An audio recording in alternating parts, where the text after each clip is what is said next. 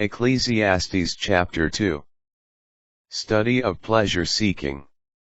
I said in my heart, Come, now, let me try you with pleasure, and the enjoyment of good things. See, this too was vanity. Of laughter I said, Mad, and of mirth, what good does this do? Guided by wisdom, I probed with my mind how to beguile my senses with wine and take up folly, until I should understand what is good for human beings to do under the heavens during the limited days of their lives. I undertook great works. I built myself houses and planted vineyards. I made gardens and parks, and in them set out fruit trees of all sorts. And I constructed for myself reservoirs to water a flourishing woodland. I acquired male and female slaves, and had slaves who were born in my house.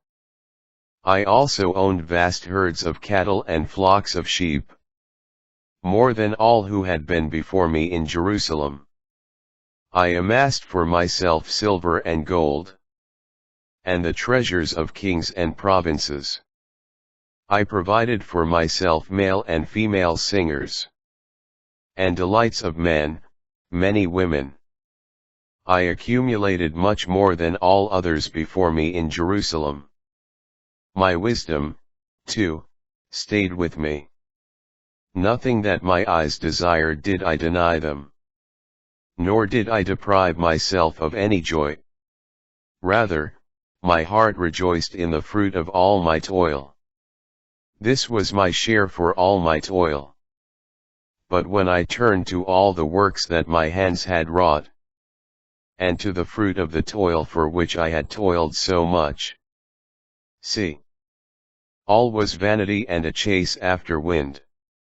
There is no profit under the sun. What about one who succeeds a king? He can do only what has already been done. Study of wisdom and folly. I went on to the consideration of wisdom, madness, and folly. And I saw that wisdom has as much profit over folly as light has over darkness. Wise people have eyes in their heads, but fools walk in darkness. Yet I knew that the same lot befalls both. So I said in my heart, if the fool's lot is to befall me also, why should I be wise? Where is the profit? And in my heart I decided that this too is vanity.